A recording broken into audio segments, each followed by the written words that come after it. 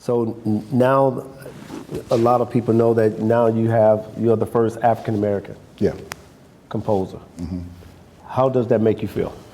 Because you think about all the movies that you've done. Yeah.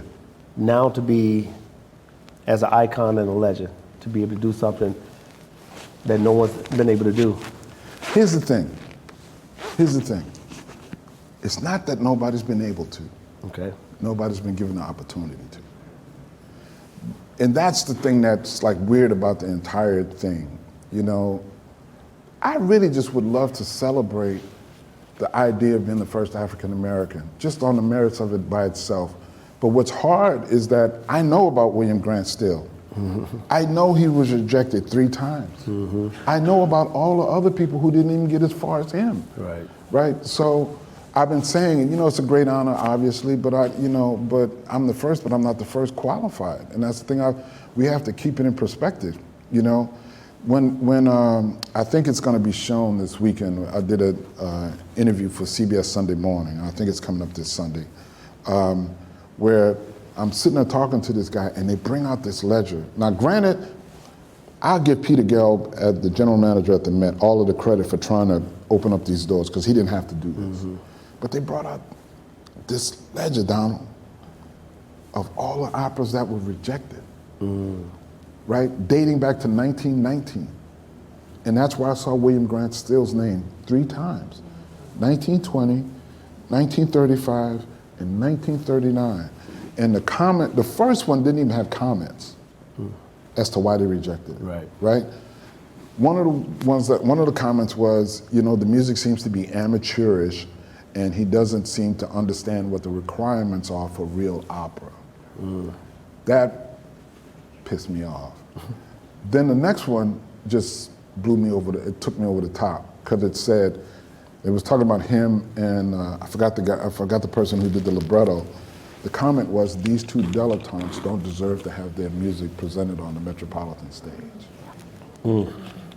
Right? Right. And I'm like, wow, 2 dilettantes, really?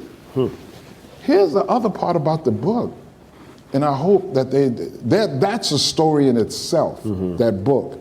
There's women's names in it. Women, composers, that were rejected. And you sit there and you say to yourself, I know the person who probably rejected these entries don't have as much talent as the person who was given the entries. Right. You know, and it frustrates you. So, you know, of course, it's a great honor. But I'm gonna tell you what even made it more great was the support. Right. People showed up, and people responded in such a way that finally woke them up. You know, because that theater holds 4,000 people. And, you know, being an artist, it's a terrifying notion when you think you got to sell 4,000 tickets for each show. You know what I'm saying? Yeah, I don't have that problem. I didn't have to sell any tickets for games. They showed up for some reason. Man, but let me tell you, when on my side of it, you said you can go out there and get on a rickshaw and run around the neighborhood screaming, "We got an opera tonight." Do whatever we can. But, man, we did it. Yeah. For 8 shows. Awesome. And the wild part about it, it's not like I'm trying to take credit for it. The thing that I'm trying to get people to understand is that people saw themselves on the stage. They saw themselves like the woman, LaTanya Moore, who plays Charles's mother in the opera.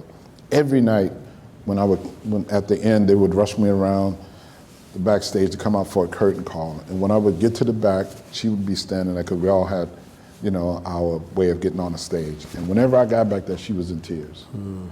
Every time. Right. And she told me, she said, "You don't understand." And this is a woman who sang on the Met stage many times. Right. She is a veteran, right? She said, "This is the first role I've ever played that I could really relate to." Wow. Why is that? Yeah. Why? 2020, come on, man. You know what I'm saying? That's the thing that like blows me away. The first day of rehearsal, I walk into this room, and there's like 50 black people who can sing opera. 50. Right. And you know, Camille Brown, who was the choreographer, she did this movement exercise where she has a drummer, and she makes them dance, and everybody gets loose, and it's really a beautiful thing because it creates instant camaraderie between everybody, right? And then, so right after we did that, before we started rehearsal, man, we just sat in a circle because everybody needed to talk about this. Mm-hmm. And the conversation was amazing. Mm. It was amazing. It was almost like I didn't even have to they took ownership of it. Right. Once I showed up there with my little music paper and notes, man, that's all I need to do. I was like, yeah. And then they took it. And the stuff that they were talking about how they wanted their parents to be there, how they wanted their families to see this, because the roles that they are playing is based on the family members that they love and know. Right. The young boy, there was this young boy, he had the same name as my grandson. His name is Judah, that's why I remember it. And Judah raised his hand. He was 18 years old. And he said, man, I want to thank y'all for educating me and giving me the confidence. He said, because when I was in high school, I would sing in front of my class and they would laugh. Yeah. And I said, bro, well, they can laugh all they want, but you're about to change your whole generation. Right. Because they're going to be kids your age who are going to come see you do this and wonder how you did it. Exactly. You know, and from that moment on, it took on a life of its own. So the thing that I'm most proud of is that those people were seen. Yeah. They were seen in a way that we couldn't have done any other type of way. This one journalist asked me a question, and this goes to the crux of the problem with this. He says, do you think your opera is going to encourage young African Americans to sing opera? I went, dude, come on. Right. They've been singing opera for generations. It's been going back a long time. Yeah. I said, my dad wanted to be an opera singer, had a beautiful voice, baritone, but knew he would never get a shot, right? Yeah. Him and all of his friends, I used to think they were weird. Every Wednesday night, they went over to this man's, Osceola Blanchard. They went over to his house for rehearsals. I'm like, boy, these are some different black people. You know what I mean? They're saying, like, man, I don't understand. You're like, that ain't me, huh? No, That ain't I me. go to my boys' house, they sitting there, man, they got the TV on, talking about, man, catch and run. You know what I mean? Not my dad. And my dad be sitting at the piano at the house singing his. When I bring my boys over to the house, I have to listen to the door like this and to see if he's there sitting there singing. You know, if he was sitting there singing, I'd rush him into the back. Say, man, what your dad doing? Don't worry about that, bro. Come on, let's go in the back. But it showed how these people weren't being seen for this journalist to ask me that question. Right. You know what I mean? Yeah.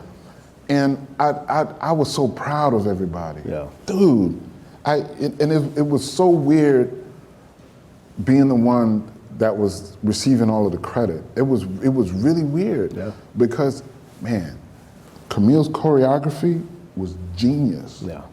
She did the step show, right? And when these dancers just walked out on the stage, when black people saw them with those leather sweaters on, they knew what was up and they applauded before they started dancing. What does that say about the yearning from an underserved community? Right. You know? Yeah. And there were moments that I was proud, there was moments I would just get pissed. Yeah. Because I'm sitting there saying to myself, these people they've done everything you've asked. And that's the other thing we had, the first day of the rehearsal. I know some of them, and I know they could sing Puccini, they could sing Verdi, they can sing Mahler, right? They can sing Wagner, they can do all of that, right? And they come from the church. Wow. And they come from rhythm and blues, and some of them are jazz singers, right? But when they do that, they are told, don't bring that here. Right. Right? They're literally told that. Yeah. So I told them, I said, no, for this opera, bring all of it. Yeah. Bring all of it. And then this woman named Angel Blue, who's a beautiful soprano. She sings this aria called Peculiar Grace. He once was a boy of peculiar grace, you know, a danger to his race, you know. And she would sing it and she would mix in an operatic voice with a gospel voice.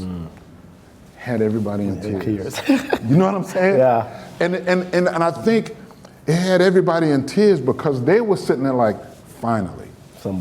Finally. You know what I mean? Right. That's what this whole thing is, this journey has been about.